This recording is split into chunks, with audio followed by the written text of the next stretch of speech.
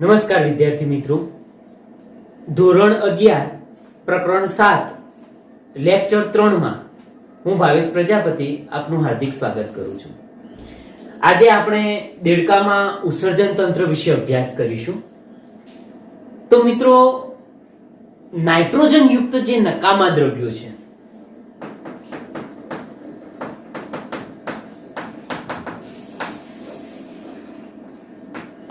આ નાઇટ્રોજન યુક્ત નકામા દ્રવ્યોનો નિકાલ કરવા માટે દેડકામાં પૂર્ણ વિકસિત ઉત્સર્જન તંત્ર જોવા મળે છે.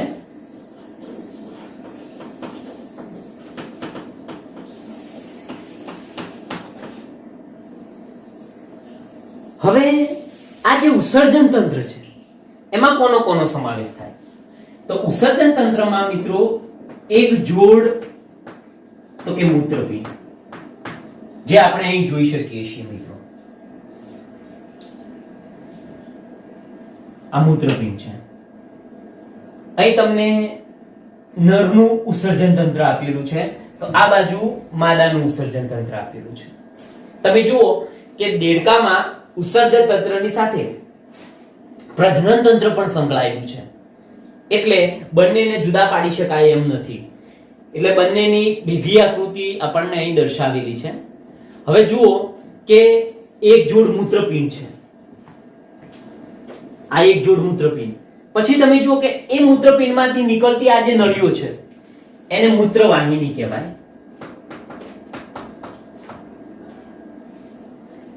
આ મૂત્રવાહિની જેમાં ખુલે છે એવી એક કોથળી જેવી રચના છે, જેને અવસારણી કહીશું આપણે.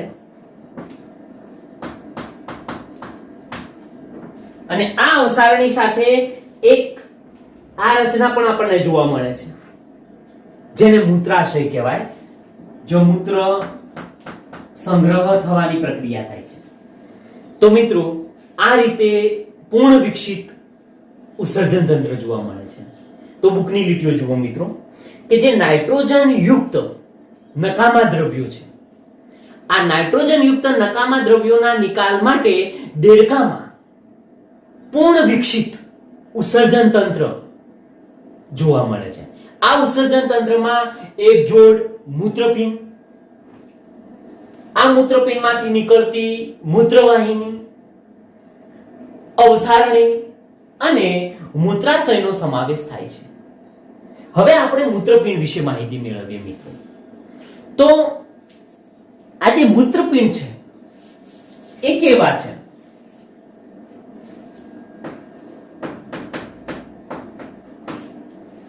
તો મૂત્રપિંડ છે એ ઘાટ રાતા રંગના છે. તમે જુઓ તો પ્રથમ મુદ્દો, ઘાટ રાતા રંગના. બીજું કે એનો આકાર જુઓ તમે, તો કે વાલ આકારના છે. તો બીજો વાલ આકારના. અને ક્યાં આવેલા છે? તો તમને કહી દઉં કે દેડકાની જે દેહગૃહા છે એમાં પાછળની બાજુ, અને કરોડ સ્તંભ હોય વચ્ચે આમ, તો કરોડ સ્તંભની બંને બાજુ એટલે પાછળનો ભાગ, તો પાછળના ભાગે અને કરોડ સ્તંભની બંને બાજુએ પણ સહેજ નીચે, તો તે દેહગૃહમાં થોડાક પાછળની બાજુએ, એટલે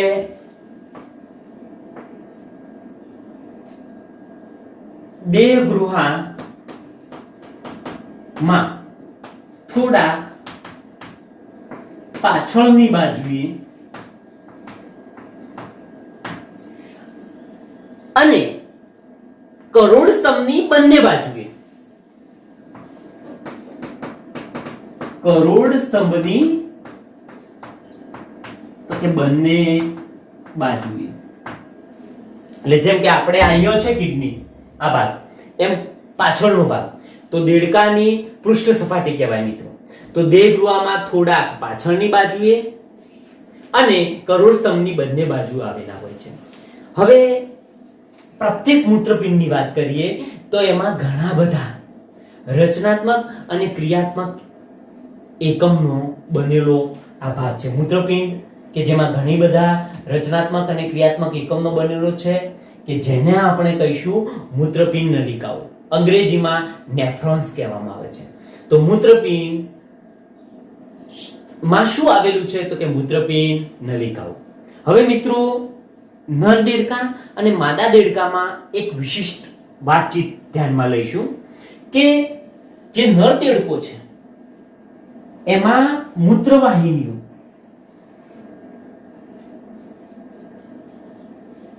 મૂત્રપિંડમાંથી બહાર નીકળી અને અવસારણીમાં ખુલે છે. અને આ જ અંગો શુક્રપિંડમાંથી, એ જ નળીઓ શુક્રપિંડમાંથી શુક્રકોષોનું પણ વહન કરે છે. ફરી સમજજો, તો મૂત્રપિંડમાંથી નીકળતી મૂત્રવાહિનીઓ મૂત્રનું પણ વહન કરે છે, અને મૂત્રપિંડમાંથી નીકળતી મૂત્રવાહિનીઓ જનનકોષોનું પણ વહન કરે છે. એટલા માટે આપણે એને મૂત્રજનન વાહિની તરીકે ઓળખવામાં આવશે. ફરીથી, નર દેડકામાં મૂત્રવાહિની છે, બે કામ કરે છે, મૂત્રનું પણ વહન કરે છે અને જનનકોષોનું પણ વહન કરે છે. એટલે મૂત્રપિંડમાંથી નીકળતી આવી જે મૂત્રવાહિની છે એને મૂત્રજનન વાહિની કહેવામાં આવે છે. અને આવી મૂત્રજનન વાહિની મિત્રો ક્યાં ખુલે છે? અવસારણીમાં. જ્યારે માદા દેડકામાં એવું નથી. તમે જુઓ કે માદા દેડકામાં મૂત્રવાહિની અલગ છે અને અંડવાહિની પણ અલગ છે. બંને ખુલે છે અવસારણીમાં જ. બંને ખુલે છે ક્યાં? તો કે અવસારણીમાં જ. તો માદા દેડકામાં અને નર દેડકામાં આટલો ડિફરન્ટ છે. તો માદા દેડકામાં મૂત્રવાહિની અને અંડવાહિની અવસારણીમાં અલગ અલગ સ્થાને ખુલે છે. જેમ કે જો આ પહેલા જે છિદ્રો છે બે, એ મૂત્રવાહિનીના છિદ્રો છે જે માત્ર મૂત્રનું જ વહન કરે છે, અને બીજા બે જે છિદ્રો તમને અહીં બતાવેલા છે એ અંડવાહિનીના છે. તો અહીં માદા દેડકામાં મિત્રો આ રીતની અને નર દેડકામાં આ રીતની એક સિસ્ટમ જોવા મળે છે. હવે છેલ્લો મુદ્દો આપણે મૂત્રાશયનો કહીશું.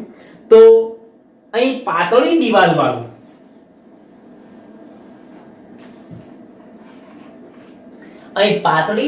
વાળું મૂત્રાશય છે, જે ક્યાં આવેલું છે?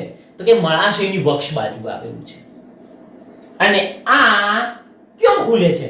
તો અવસારણીમાં ખુલે છે. એનું કામ છે મૂત્રનો સંગ્રહ કરવાનું. હવે મિત્રો, દેડકો છે એ યુરિયાનું ઉત્સર્જન કરે છે. તો યુરિયાનું ઉત્સર્જન કરે છે માટે એ કેવું પ્રાણી કહેવાશે મિત્રો? તો એ છે એ યુરિયા ત્યાગી કહેવાય. આપણે અંગ્રેજીમાં યુરિયોટેલિક કહીશું મિત્રો. હવે આ જે ઉત્સર્ગ દ્રવ્યો છે એ પહેલા ક્યાં જાય? તો ઉત્સર્ગ દ્રવ્યો પહેલા બ્લડમાં જાય, બ્લડમાં હોય, બ્લડમાંથી એ મૂત્રપિંડમાં જાય, અને મૂત્રપિંડમાંથી અલગ થયા પછી શરીરની બહાર એને ત્યાગ કરી દેવામાં આવે છે. તો મિત્રો, આ રીતે દેડકામાં ઉત્સર્જન તંત્ર જોવા મળે છે. ફરી એકવાર આપણે એનું રિવિઝન કરી લઈએ મિત્રો, કે દેડકામાં ઉત્સર્જન તંત્રની વાત કરીએ તો દેડકાનું જે ઉત્સર્જન તંત્ર છે એનું કાર્ય શું? તો એ નાઇટ્રોજન યુક્ત નકામા દ્રવ્યોનો નિકાલ કરે છે. તો દેડકામાં નાઇટ્રોજન યુક્ત નકામા દ્રવ્યોના નિકાલ કરવા માટે પૂર્ણ વિકસિત ઉત્સર્જન તંત્ર ધરાવે છે. આ ઉત્સર્જન તંત્રમાં એક જોડ મૂત્રપિંડ, મૂત્રવાહિની, અવસારણી અને મૂત્રાશયનો સમાવેશ થાય છે. અહીં મૂત્રપિંડ તો કે ઘાટ રાતા રંગના અને વાલ આકારના જોવા મળે છે. ક્યાં આવેલા છે? તો દેહગૃહાની થોડા પાછળની બાજુએ અને કરોડ સ્તંભની બંને બાજુએ આવેલા હોય છે. પ્રત્યેક મૂત્રપિંડની અંદર ઘણી બધી મૂત્રપિંડ નલિકાઓ આવેલી હોય છે.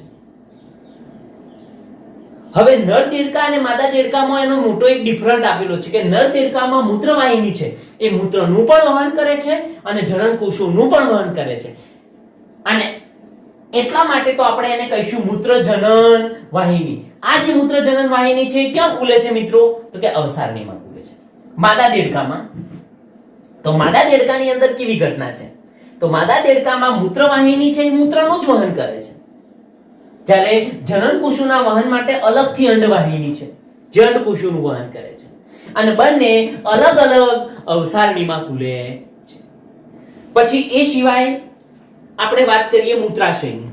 તો મૂત્રાશય કેવું છે? તો પાતળી દિવાલ વાળું છે, અને ક્યાં આવેલું છે? તો મળાશયની વક્ષ બાજુએ આવેલું છે.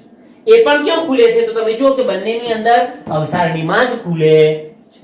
આમ દેડકો છે એ યુરિયાનું ઉત્સર્જન કરે છે, માટે દેડકો યુરિયોટેલિક એટલે યુરિયા ત્યાગી સજીવ છે. હવે ઉત્સર્ગ દ્રવ્યો મિત્રો બ્લડમાં હોય છે, તો મૂત્રપિંડ શું કરે છે? રુધિરનું ગાળણ કરી અને એ ઉત્સર્ગ દ્રવ્યોને શરીરની બહાર ફેંકે છે અને ઉત્સર્જન કરે છે, માટે આવા તંત્રને આપણે ઉત્સર્જન તંત્ર કહીશું. દેડકામાં અંતઃસ્ત્રાવી તંત્ર. તો મિત્રો આ અંતઃસ્ત્રાવી તંત્ર શું કામ કરે છે? તો તમને કહી દઉં કે એનું કામ છે નિયંત્રણ અને સહનિયમન તંત્ર.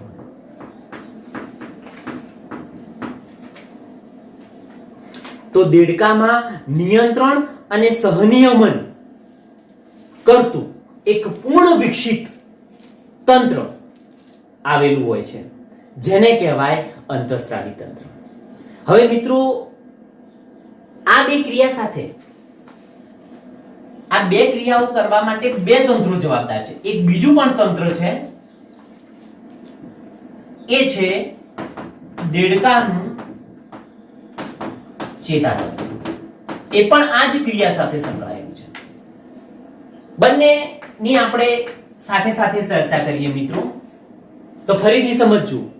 તો દેડકામાં નિયંત્રણ અને સહનિયમન ક્રિયા કરવા માટે પૂર્ણ વિકસિત તંત્ર જોવા મળે છે, અને આ તંત્ર એટલે અંતઃસ્રાવી તંત્ર અને ચેતાતંત્ર. હવે આ અંતઃસ્રાવી તંત્ર છે એની અંદર શું આવેલું છે? તો કે અંતઃસ્રાવી ગ્રંથિઓ આવેલી છે. તો શરીરના જુદા જુદા અંગોમાં એ શું ઉત્પન્ન કરે છે? તો અંતઃસ્ત્રાવો ઉત્પન્ન કરે છે, અને આ અંતઃસ્ત્રાવો દ્વારા એ સહનિયમન કરે છે. માટે આવું જે સહનિયમન છે એને રાસાયણિક સહનિયમન કહેવાય.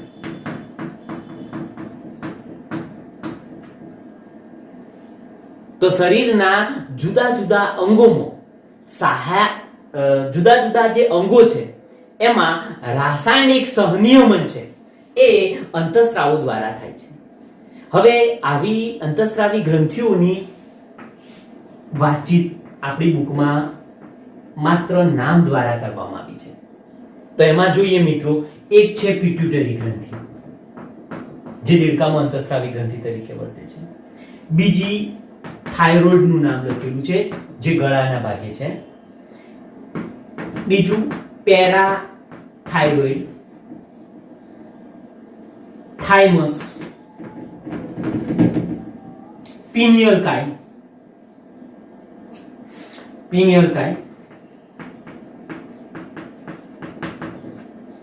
અને સ્વાદુપિંડ ના કોષપુંજો.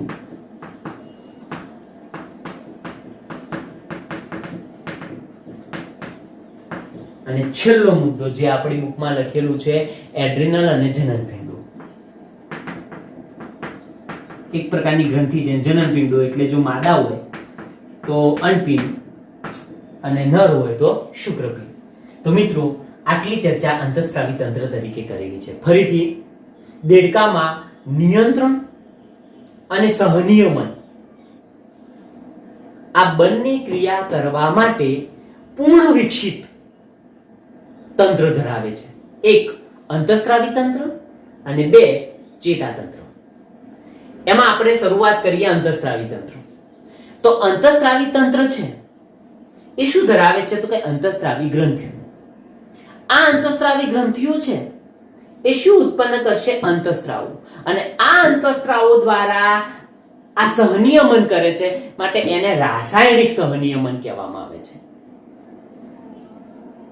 આવું રાસાયણિક સહનિયમન કરતી અંતઃસ્ત્રાવી ગ્રંથિઓના આપણી બુકમાં નામ લખેલા છે. તો મુખ્ય અંતઃસ્ત્રાવી ગ્રંથિ તરીકે પિટ્યુટરી, થાઇરોઇડ, પેરાથાઇરોઇડ, થાઇમસ, પિનિયલ કાય, સ્વાદુપિંડ, એડ્રિનલ અને જનનપિંડો. જનનપિંડોમાં જુઓ, માદા હશે તો અંડપિંડ, નર હશે તો શુક્રપિંડ. હવે આપણે એના ચેતાતંત્રની ચર્ચા કરીએ મિત્રો.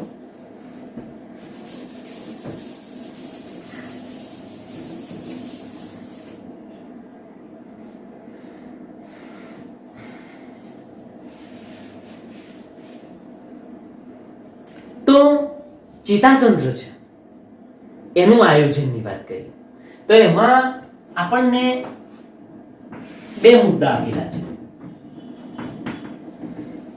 તો દેડકાનું જે ચેતાતંત્ર છે એમાં પહેલું છે મધ્યવર્તી ચેતાતંત્ર.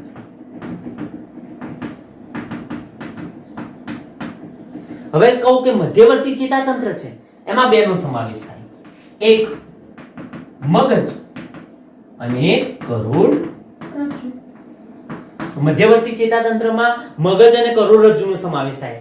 મગજ અને એમાંથી નીકળે કરોડરજ્જુ. જ્યારે ફરતે પરિઘવર્તી ચેતાતંત્ર, બીજો પ્રકાર છે પરિઘવર્તી ચેતાતંત્ર, જે મગજમાંથી નીકળે એને મસ્તિષ્ક ચેતાઓ કહેવાય, અને કરોડરજ્જુમાંથી નીકળે તો એને કરોડરજ્જુ ચેતાઓ. એટલે મસ્તિષ્ક ચેતાઓ અને કરોડરજ્જુ ચેતાઓ. આપણી બુકમાં મિત્રો એની સંખ્યા નથી આપેલી, આ માત્ર જાણકારી માટે કે દેડકામાં 10 જોડ મસ્તિષ્ક ચેતાઓ આવેલી છે, જ્યારે 9 જોડ કરોડરજ્જુ ચેતાઓ તમને જોવા મળે છે. હવે મિત્રો આ સિવાય પરિઘવર્તી ચેતાતંત્ર તરીકે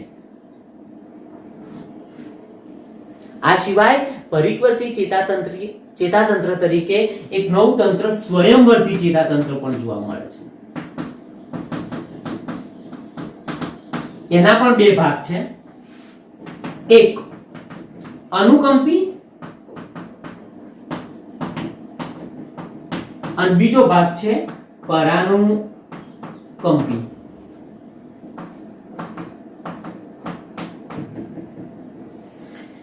તો સ્વયંવર્તી ચેતાતંત્ર એક અનુકંપી ચેતાતંત્ર અને એક પરાનુકંપી. અનુકંપી ચેતાતંત્ર છે એ હૃદયના ધબકારા વધારે છે, તો પરાનુકંપી હૃદયના ધબકારામાં ઘટાડો કરે છે. આ એક ઉદાહરણ છે. એવું નહીં કે આ ઘટાડો કરે તો પેલો વધારો કરે. પાચન તંત્રની બાબતમાં કહીએ તો આ પાચન તંત્રને ધીમું પાડે છે, તો પેલું પાચન તંત્રને ઉત્તેજે છે. તો મિત્રો અહીં ખાલી માત્ર આપણે પ્રકાર જ આપેલો છે, તો સ્વયંવર્તી ચેતાતંત્રનો સમાવેશ થાય છે. હવે મગજમાંથી તમને કહી દઉં કે 10 જોડ મસ્તિષ્ક ચેતાઓ છે. હવે મગજની વાત કરીએ મિત્રો, તો મગજ, તો આ જે મગજ છે એ હાડકાની બનેલી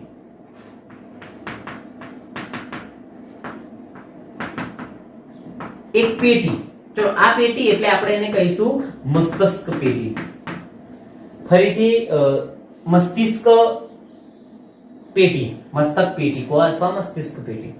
તો મગજ ક્યાં રક્ષાયેલું છે? તો મગજ છે એ હાડકાની બનેલી એક પેટીમાં રક્ષાયેલું છે, જેને કહેવાય મસ્તક પેટી.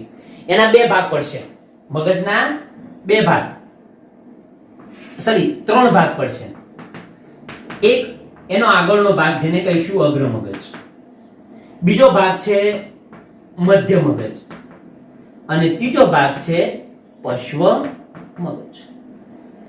અગ્ર મગજ કે જેમાં કોનો સમાવેશ થશે મિત્રો? તો અગ્ર મગજની અંદર ધ્રાણ પિંડો આવશે, જે ધ્રાણની સંવેદના અનુભવે, સુગંધ. એક જોડ બૃહદ મસ્તિષ્ક ગોળાર્ધ,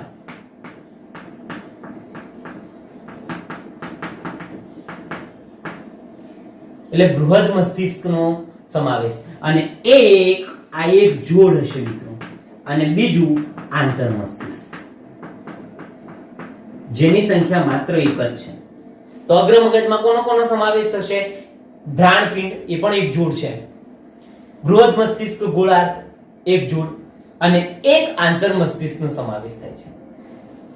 મધ્ય મગજ, અહીં મધ્ય મગજમાં એક જ દ્રષ્ટિપિંડનો સમાવેશ થાય, અને એ પણ એક જોડ આવેલા છે, એટલે મધ્ય મગજમાં દ્રષ્ટિપિંડનો સમાવેશ થશે. અને પશ્વ મગજમાં બે હિસ્સા હશે, એક અનુમસ્તિષ્ક અને લંબમજ્જા. મિત્રો, આપણી બુકની અંદર આકૃતિ દર્શાવેલ નથી, પરંતુ આટલા મુદ્દાઓનો સમાવેશ થાય છે. હવે આ લંબમજ્જા છે, આ લંબમજ્જા વાળો ભાગ, એ આગળ જતો સામો ખુલશે તો કરોડરજ્જુ સાથે. એ આગળ જતો કોની અંદર ખુલે મિત્રો? આ કરોડરજ્જુ. એટલે લંબમજ્જા મહાછિદ્રોમાંથી પસાર થઈ, લંબમજ્જા હશે એ મહાછિદ્રોમાંથી પસાર થાય, અને મહાછિદ્રોમાંથી પસાર થઈ અને કરોડ સ્તંભમાં આવેલ કરોડરજ્જુ સાથે જોડાય છે. તો લંબમજ્જા કોની સાથે જોડાશે મિત્રો? તો કરોડરજ્જુ સાથે. તો મિત્રો, આપણી બુકની અંદર માત્ર આટલી ચર્ચા સામાન્ય રીતે કરવામાં આવેલી છે. ફરીથી, તો દેડકાનું જે ચેતાતંત્ર છે એના બે પ્રકાર છે, એક મધ્યવર્તી ચેતાતંત્ર અને એક પરિવર્તી ચેતાતંત્ર. મધ્યવર્તી ચેતાતંત્રમાં કોનો સમાવેશ થાય? તો કે મગજ અને કરોડરજ્જુ. જ્યારે પરિવર્તી ચેતાતંત્રમાં મગજમાંથી જે નીકળતી હોય ચેતાઓ એને મસ્તિષ્ક ચેતાઓ કહેવાય, અને કરોડરજ્જુમાંથી નીકળતી હોય તો એને કરોડરજ્જુ ચેતાઓ કહેવાય. મસ્તિષ્ક ચેતાઓની સંખ્યા કેટલી છે? તો 10 જોડ, અને કરોડરજ્જુ ચેતાઓની સંખ્યા તો કે 9 જોડ. આ સિવાય પરિવર્તી ચેતાતંત્રનો ભાગ પડે છે સ્વયંવર્તી ચેતાતંત્ર. એમાં બે પ્રકાર છે, અનુકંપી અને પરાનુકંપી. હવે મિત્રો, આ જે મગજ છે એ ક્યાં આવેલું છે? તો હાડકાની બનેલી એક પેટીમાં રક્ષાયેલું છે. આ મગજના 3 ભાગ પડે છે. આગળનો ભાગ છે અને અગ્ર મગજ, પછીનો મધ્ય મગજ અને પછીનો પશ્વ મગજ. આપણી બુકમાં એની આકૃતિ દર્શાવેલી નથી, તમે નવનીતમાં એની આકૃતિ જોઈ શકો છો. એમાં અગ્ર મગજમાં ધ્રાણપિંડ, બૃહદ મસ્તિષ્ક ગોળાર્ધ અને આંતર મસ્તિષ્કનો સમાવેશ થાય છે. મધ્ય મગજમાં દ્રષ્ટિપિંડનો સમાવેશ થાય છે, અને પશ્વ મગજમાં બે ભાગ પડે છે, એક અનુમસ્તિષ્ક અને લંબમજ્જા. આ લંબમજ્જા છે એ મહાછિદ્રોમાંથી પસાર થાય છે અને કરોડ સ્તંભમાં આવેલા કરોડરજ્જુ સાથે જોડાય છે. હવે આપણે દેડકામાં સંવેદી અંગો વિશે ચર્ચા કરીએ મિત્રો.